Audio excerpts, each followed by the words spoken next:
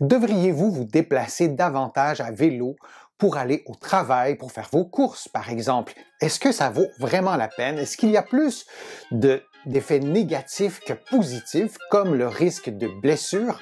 On en parle dans quelques secondes.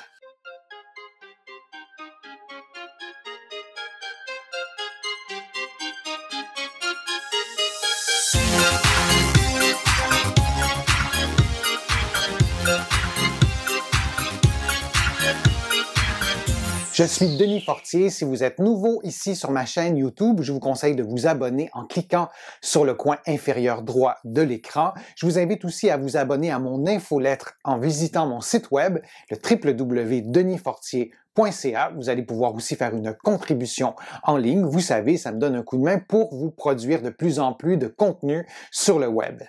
Maintenant, le vélo, le transport actif, le fait d'utiliser sa propre énergie pour se déplacer, notamment pour se rendre au travail, pour faire ses courses, est-ce que tout ça vaut vraiment la peine? Est-ce qu'il n'y aurait pas plus de désavantages que d'avantages? Il y a des études qui se sont penchées sur cette question et je vous présente les résultats et vous allez pouvoir prendre votre décision si vous devriez utiliser votre vélo un peu plus souvent. Commençons d'abord par les aspects plutôt négatifs. D'abord, le risque de blessure. Il a été bien démontré que de prendre son vélo pour se déplacer augmente votre risque de blessure, contrairement à si vous utilisez le transport en commun ou si vous utilisez votre voiture, et tout ça, c'est bien logique. Les blessures les plus graves concernent les blessures à la tête, les traumatismes crâniens. Il y a aussi une multitude de blessures qui sont moins graves, des blessures aux articulations, des blessures superficielles aussi à la peau. Donc, si on tient compte de l'ensemble de blessures, votre risque de blessure est augmenté. Cela dit, relativisons les choses. Oui, votre risque de blessure est augmenté, mais il demeure tout de même relativement bas. L'autre élément négatif, et il n'est pas négligeable, c'est votre exposition à la pollution de l'air. Là aussi, il y a plusieurs études qui ont démontré que de se déplacer à vélo augmente considérablement votre exposition à la pollution de l'air, notamment aux particules fines, qui sont littéralement des aérosols qu'on ne voit pas et qu'on va respirer davantage si vous circulez près de véhicules à moteur, et cette respiration de ces aérosols augmentera votre risque de problèmes de santé. Et les particules fines entrent dans vos poumons et certaines d'entre elles, les particules ultra fines notamment, peuvent non seulement traverser la barrière alvéolo-capillaire, cette barrière qui se situe entre vos alvéoles et vos vaisseaux sanguins, et entrer littéralement dans votre corps. Et là aussi, il y a des effets négatifs majeurs sur la santé. Abordons maintenant les éléments positifs du fait d'utiliser votre vélo pour vous déplacer, pour aller au travail, pour faire vos courses. On sait que de bouger, de faire du vélo régulièrement stimule les gros muscles du corps, les quadriceps, les fessiers, les ischio-jambiers, et je vous en ai souvent parlé dans mes vidéos. C'est vrai pour la marche, mais c'est encore plus vrai pour le vélo. Ces muscles sont très sollicités et la contraction musculaire, l'activation de la circulation sanguine, il y a des effets majeurs sur votre santé musculo-squelettique, sur la santé des genoux, des hanches, et on pourrait élaborer davantage. Et ça aussi, c'est une évidence de voir que de bouger, de faire du vélo, ça vous apporte des effets bénéfiques pour votre santé musculo-squelettique.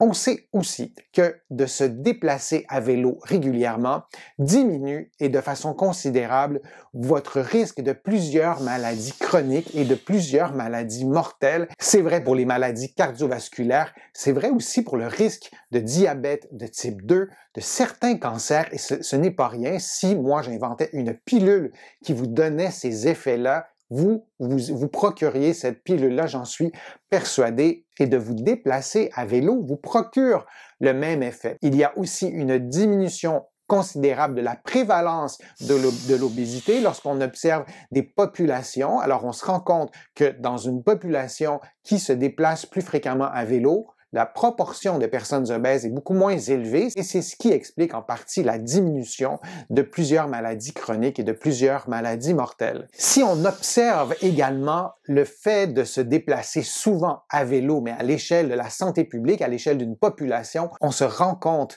qu'il y a des économies majeur à faire dans les systèmes de santé. On économise des millions de dollars et des millions d'euros. Il y a plusieurs études qui ont été faites pour des villes de petite taille comme Nantes ou des villes de plus grande taille comme Londres, comme New York, et les conclusions vont toujours dans le même sens. Il y a une économie considérable à faire sur les soins de santé, même en tenant compte des coûts d'installation, par exemple des systèmes de vélo partage qui demandent des infrastructures particulières et même en tenant compte de l'investissement que requièrent ces systèmes de vélo partage, il y a des économies nettes à faire sur le système de santé pour vous dire à quel point il y a des bienfaits sur la santé de se déplacer à vélo plus souvent. Il ne s'agit pas de faire l'impossible. Parfois, ce n'est pas possible de se rendre à un endroit à vélo pour plein de raisons, mais dans certains cas, oui, c'est possible de le faire.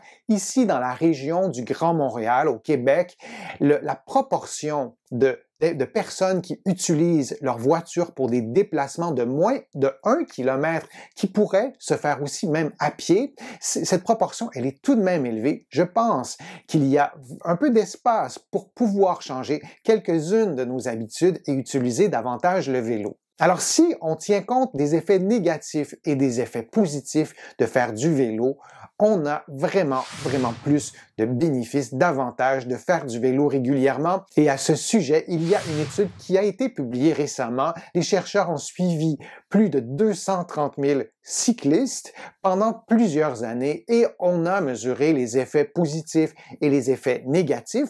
Par exemple, il y avait plus d'hospitalisation de courte durée et de plus longue durée chez les cyclistes, mais il y avait une diminution de maladies importantes, les maladies cardiovasculaires. Il y avait aussi une diminution des décès et on a fait ces calculs en tenant compte de 1000 cyclistes. Alors, on a des chiffres très précis qui nous démontrent qu'il y a un avantage personnel, individuel à prendre notre vélo plus souvent et il y a aussi des avantages pour une population d'encourager l'utilisation du vélo. Parfois, ce n'est pas possible, parfois, c'est possible et moi, je vous encourage à le faire. Et en terminant, je veux vous parler du vélo électrique parce qu'on a parfois le réflexe de se dire que le vélo électrique, c'est pas vraiment une activité physique puisqu'on a une assistance d'un moteur électrique.